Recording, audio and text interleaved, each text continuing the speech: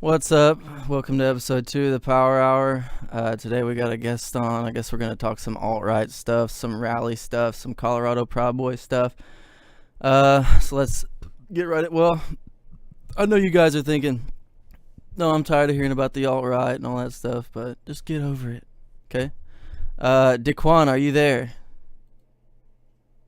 I am here. How are you What's going doing? on, man? So DiKwan, I think most people first saw you, heard about you from the Gavin McInnes show when you went to a rally in a communist shirt. Uh, I was that was for Colorado Proud Boys event. It was a free speech rally. so what were you aiming to do with your communist shirt? It's a free speech rally. I can show whatever I want, and I can say what I want. So, especially since there was a bunch of leftists there, I figured it'd be a good idea to wear some pro-extreme leftist attire. So I thought it was a great way to get into the conversation So and you wanted to discuss kind what of some of like these get in the people are middle doing of there. the leftist crowd and Yes. provoke them, Well, or what I did you wanted want to to. do? Like, did I did you would end up think that getting there in the was. middle of them and talking to them, or what happened? Yes. Yes, actually. I went out with a person who's an anarcho-capitalist as well. I was rocking the Soviet Union stuff, and a lot of people didn't know how to take it, but it was a great way to basically romance my way into having a discussion with these people. So they were not too happy. Did any right wingers that That didn't know who you were try to fight you? Or Yes, in at oh, that event, we ultimately ended up kicking him out because his turned it into a shit show. But there was another guy who was there who was wearing a proud to be fascist shirt, and it didn't help that it was also in the black and yellow, but it had the whole coat and everything on there. So that was a little bit of subversion, or at least made him complete assholes. We kicked him out, but there was a couple of other right wingers who said, "What the fuck are you doing here?" But there was also a couple of other people there who were fine. Like they were more than welcome to bring it across. So, but it's not like I was actually kind of presenting that ideology.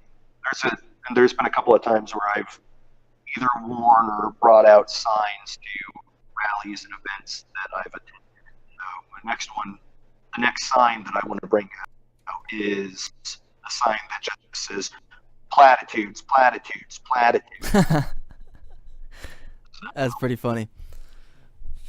Um, yeah, that kind of sucks because I was hoping when I asked you if any right wingers tried to fight you because of the communist shirt, you would say no, because then that would prove my point, which is right wingers love free speech, even if you're espousing a dumb idea that kills millions and millions of people, which is communism.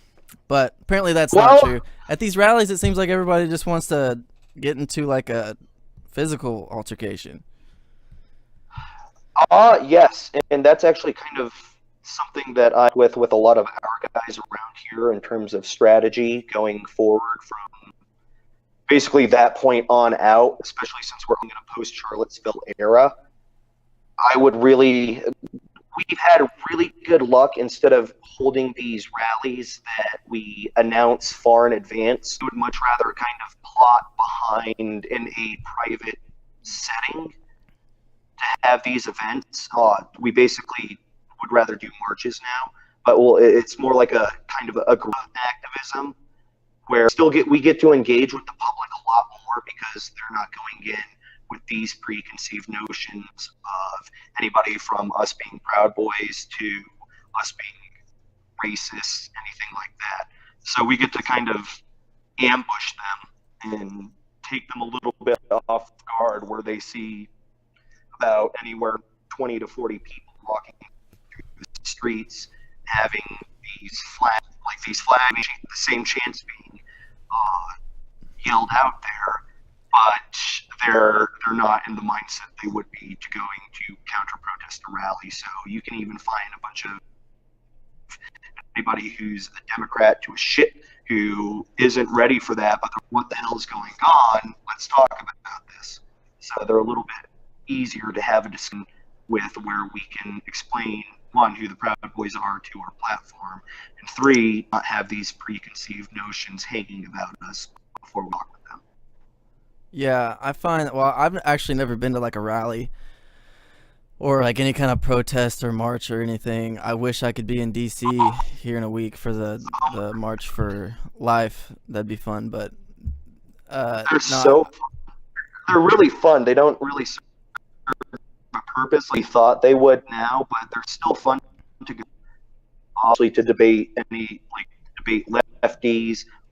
If getting piss and shit thrown at you is your thing, that's the place to go to. If you like getting pepper sprayed, it's a fun ordeal. Yeah, skulls if needed.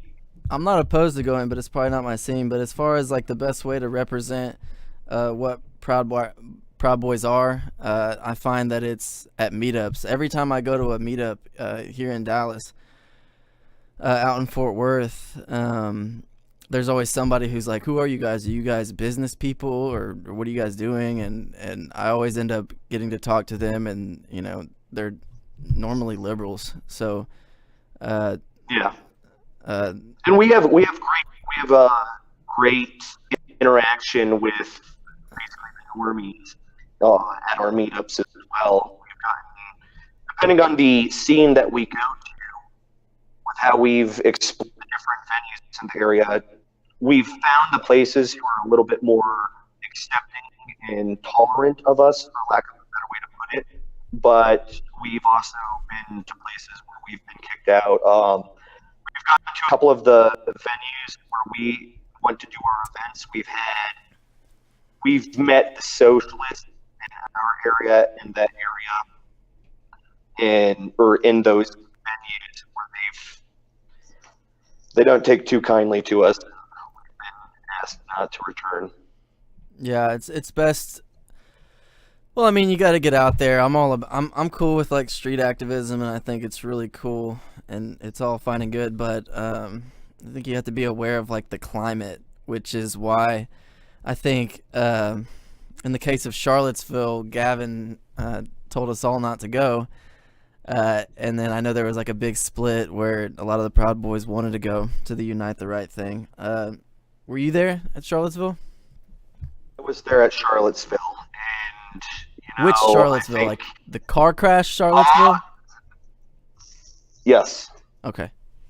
So I'd say, I just want to say this. It's funny, and this has always been where a bunch of my point of contention with the Proud Boys, where I still love the group, but we're a bunch of anti-authority blokes who, when you tell us not to do something, kind of makes us want to do it. Yeah, that is true. So, and I also went because I saw Augustus Invictus was speaking there in Baked Alaska as well. And I thought this was going to be, it was going to be something way different than what I thought it was. And I don't think, even though the Proud Boys as a national organization denounced it as a whole, I did not expect there to be the kind of war in the streets that there was. Yeah. The thing for me is, I didn't like the sound of that rally when I heard about it before it happened, because I don't like the alt-right, and I think that the alt-right is using the right-wing politics as a base to get more people involved with them. I don't think that they actually care about anybody else that they would unite with on the right to fight the left. I think that once they use any branch of the right wing to get ahead somewhere, then they don't. If they don't need them anymore, then they're just going to denounce them, as I've seen them do with Milo, and I've seen Richard Spencer and the editors of altright.com denounce so many people that they used as allies to rise in prominence. And I don't think that they're like genuinely wanting to unite the right. Well, a lot of this is this whole movement, whether it's alt-right, Proud Boys, or basically we're part of the new right. Everything's flying off the seat of our pants, and I think that you can sympathize with that. I would say, at least with the alt-right, to expand upon what you said, yes, they are using our base. Yes, they are subverting us, or they're trying to infiltrate and subvert certain members, especially those who rely a lot more on the cultural side of our organization. They're trying to feed away members in general, but the biggest thing I have to say, and this is kind of why I wanted to come on and talk with you in the first place, is in regards to Moyle's certain criticisms that he had. Even denouncing the alt-right is not accomplishing what we want to accomplish. It's giving them a platform. It's giving them free advertising. I mean, after Charlottesville, whenever we've done these rallies that have been somewhat, well, the success of them is debatable at the end of the day, but between Charlottesville, our free speech rally, the March Against Sharia, whenever there's been something that has even taken a negative light within the media, or the media portrays it in a negative light, it puts us on a platform that allows people to find out about whether it's us or the alt.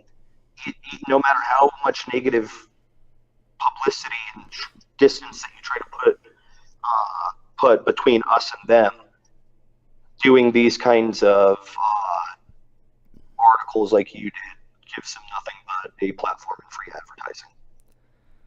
advertising. I don't think so, because I think that the left gives them a platform, because the left is screaming Nazi this and Nazi that. There's Nazis everywhere. And when white the left gave us a platform. When white kids go to higher education, or I think even in high school, and it's so dominated by the left, they get sick of hearing it all the time, and they weren't obviously exposed to actual conservatism or libertarianism, or the Constitution for that matter, that they turn to the most aggressive force fighting the left right now, which at least on the internet, which is the strongest form of media out there, especially reaching that age group, they're saying, oh, it's this alt-right. Like, I hate being bullied here at my school, whether it be high school or college, and I see the alt-right has my back. And so that's why I think that they're turning to the alt-right. I don't think my article that probably has gotten maybe 50 reads, or my debate with Martin Moyles, or not a debate, but the conversation I had with Martin that has 30 views on YouTube, is giving the alt-right a platform. And I think the whole point of me writing the article and talking with Martin is to point out that, like, these guys are the left. Let's fight the left and not let them use us as a like kind of like a farm. People say that we are, as Proud Boys, a gateway to the alt-right, and I know that's not true. I think the gateway is the left. There's a lot to unpack from that.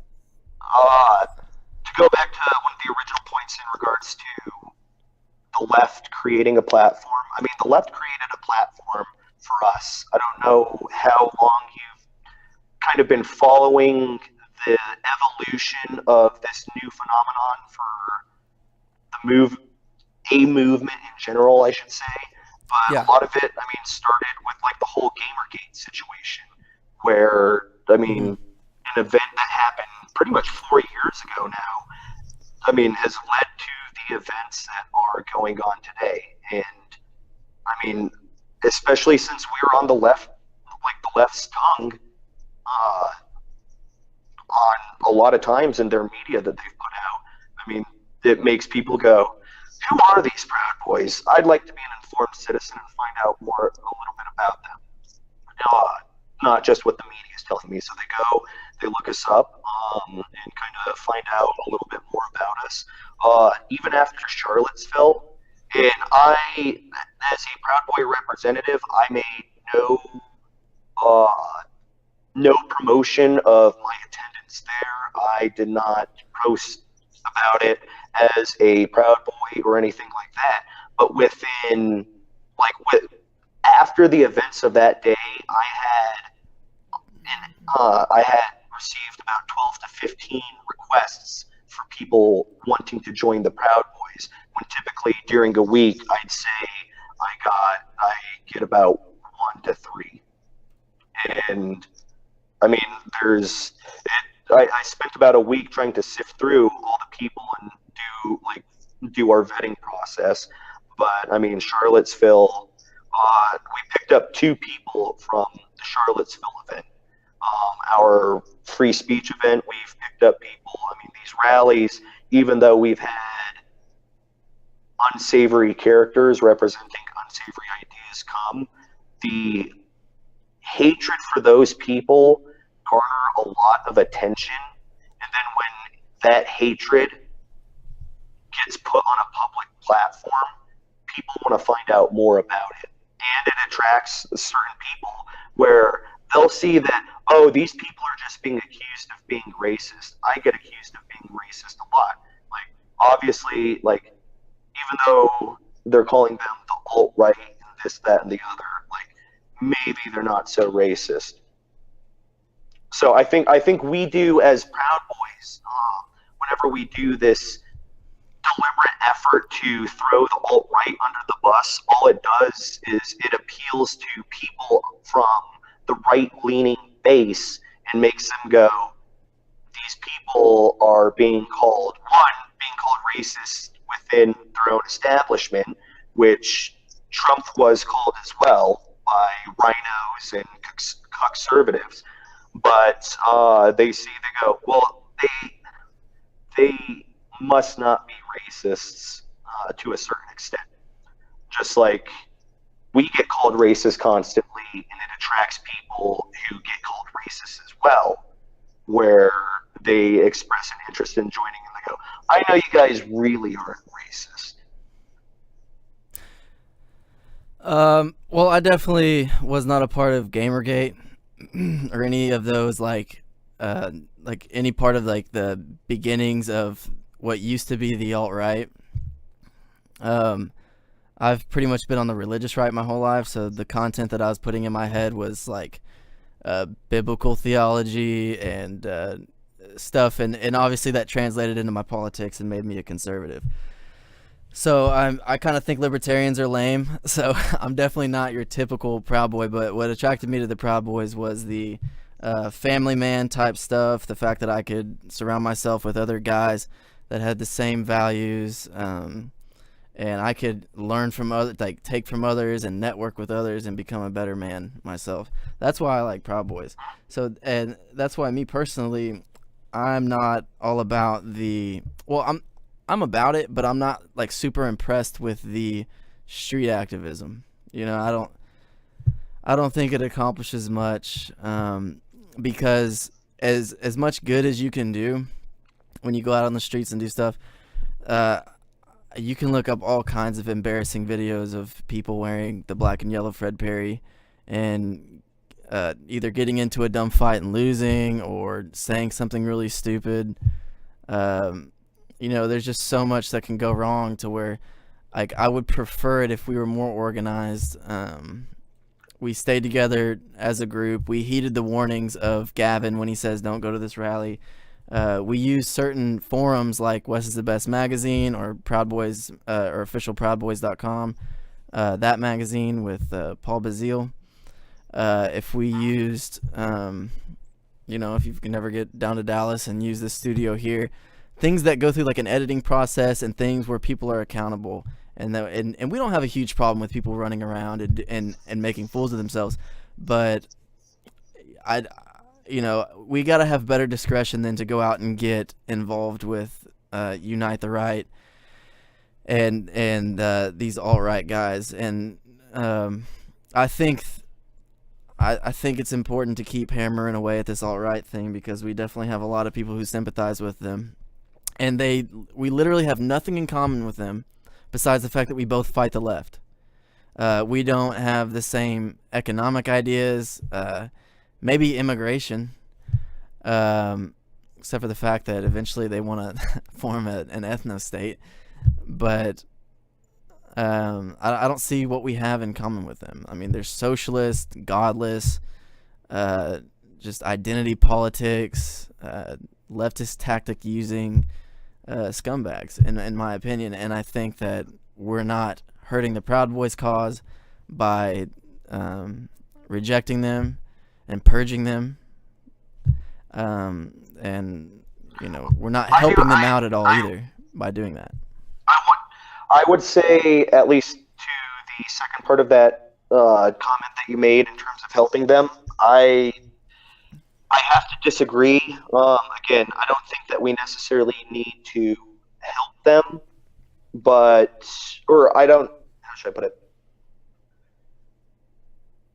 I just don't think that marketing about them is an effective idea. And I mean, there's people who want to learn more about it, about the alt-right, whether it's people on our side, the normie consumer, the left, anybody like that. And the more that we give them a platform, the more that we contribute to them being explored about. I just don't think that we need to, one, at least as an organization, whether it's Western the Best or Proud Boy Magazine, I don't think that we need to really talk about them whatsoever in regards to those publications. I think that we should at least be able to discuss them and the merits of them, at least within our own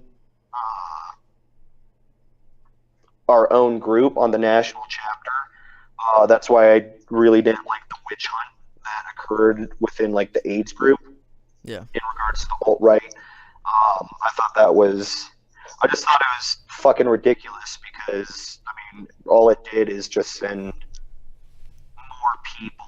Like, the second we banned them for going, hey, let's talk about the alt-right, like, what's the deal with them? We kick them out, and all they're going to do is they're going to do their own research and go, huh, well, let me see if I can talk with some of these people. How does, maybe Good Identity riddance. Europa? That's the thing. I mean, instead of trying to change the minds of the people who are at risk of going to that organization, we should just kick them out and let them kind of go off into that organization themselves. Well, that's what the world is for. That's what Earth is for, is to find people with different opinions and try to change their minds. But as far as an exclusive group goes, you want the same, like, you want people that have the same things in common, especially essential things like whether or not you are alt-right and all the things that they believe. Oh, yeah, and I completely agree. But, I mean, if we're going to be anti-alt-right, I think that we need to take a critical view in the way that we go about it, because, again, there's numerous people who say that they used to agree with the Proud Boys stuff, but then they kind of got kicked out. Like, they got kicked out, and they're like, well, I mean, I found acceptance through Vanguard or Identity Europa.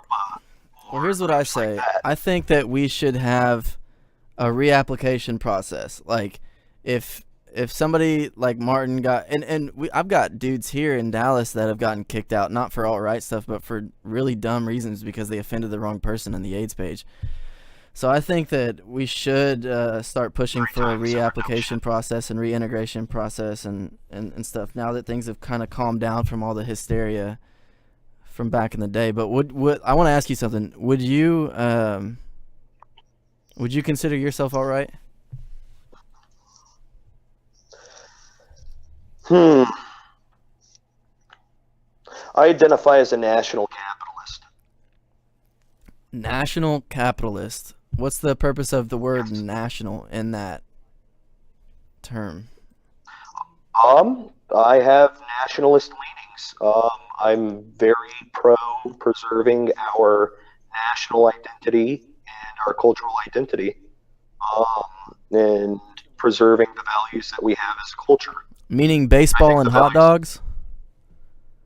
Fuck no. No, Western ideology, man. Oh, well, that's what I mean. I mean, the good shit that we all enjoy. Cool, man. I strongly believe in our national identity, and I'm not afraid to attach national to my. I'm not afraid to attach national or nationalist to what labels me ideologically. Cool, man. Well, get your boy back on the national page, all right? I don't know if he get your whole chapter involved. I'm tired of it always just being Texas versus Canada on the main page. Hey, I feel for you Texas boys, and those goddamn Canucks. I wish we could help them out more, but no, there's everybody. Well, I mean, it's called the AIDS page for a reason, and a lot of people don't necessarily agree with it. So, at least, oh god, it's a fun time on there, but shit, there is some AIDSy stuff. So. Yeah, does Colorado have a private Facebook page? Yes. Give me like a 1 week membership in there. I want to meet everybody. Okay. We like doing a lot of the in-group stuff, meeting up more. So, but yeah, no. I'll find you on Facebook and I'll add you in. So. Right on, dude. Well, you got anything else to say, man? That's all I got. West is the best. Yeah. So. Uhuru. Thank you very much. Uhuru. All right, later, bro. So, later.